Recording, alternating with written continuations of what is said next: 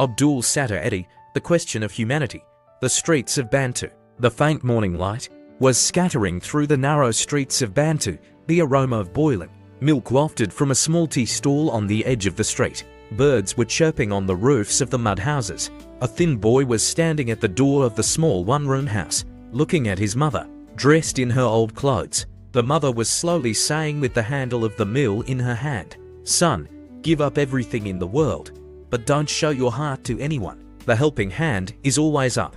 Abdul Sattar listened silently. Poverty was not a guest in their house. It was a permanent resident. But the words of the mother awakened hope in the heart. The wound of migration. 1947 came and everything changed. The streets of Bantu, those childhood friends, the old house, all became part of the past. With a crowd, the Edhi family reached Karachi. Karachi, a noisy, tired, but full of opportunities city. The noise in the streets, the rush in the shops, and the humidity of the sea mixed in the air. The beginning of the business. Abdul Sattar thought of starting a clothing business. There were many places to work in the city. All he needed was courage. But fate had something else in store for him. A life-changing day. One afternoon, he went to the market in Mithadar to buy clothes. Suddenly, there was a commotion. People ran to one side. Abdul Sattar also followed them curiously. A man was lying on the ground, a knife wound in his chest. Blood was flowing. There was fear and a plea for help in his eyes. But the crowd of people just stood there watching the spectacle. No one moved forward. And in a few moments, the man died. Edhi's heart was moved. What kind of city is this? What kind of people are these? He said to himself, there are three types of people in the world. Those who do harm, those who watch the spectacle, those who help. And I will be in the third group. The first ambulance. The very next week, he closed his clothing business. With all his savings, he bought an old ambulance. He wrote his name and phone number on it. No staff, no office. He was his own driver, his own cleaner, his own telephone operator, and his own owner. He always kept the phone by his bedside.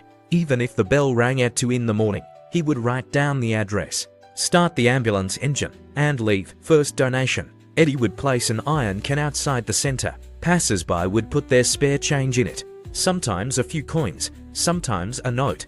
That was his capital. People would often ask in surprise, "How long will you do all this alone?" He would smile and say, "As long as Allah wills." Scene of the mosque. One day, he went to the mosque for Fajr prayers. A newborn baby was lying at the door wrapped in a cloth. The Maulvi Saab announced, "This is an illegitimate child. It should be killed." Some people went forward to hit the baby. Edhi picked up a stone and said, "This is innocent. What crime did he commit? Hit me first." People stopped. Edhi picked up the baby, brought it home and raised it. Years later, the baby became an officer in a bank. Body in a drain. A report was received that there was a body in a dirty drain. Edhi reached there, but even the family members were not ready to enter the drain. Edhi took off his shoes without caring about his clothes, went into the drain, took out the body, brought it home, bathed it, wrapped it in a shroud, performed the funeral, and dug a grave and buried it. A shelter for the helpless. In the streets of Karachi, one could see children sleeping on the sidewalks, madmen picking up garbage, and starving women. A new dream awoke in Edhi's heart, a place where everyone could find shelter. He built old people's homes, established madhouses, opened children's homes, set tables for the hungry, and built maternity homes for women. Trust of the people. People would give their valuable things after seeing his passion. Some would take off their jewelry, some a motorcycle, some a car. Edhi would say, "All this is given by Allah. I am only a trustee." The world's largest ambulance service. With time, the Edhi Foundation grew.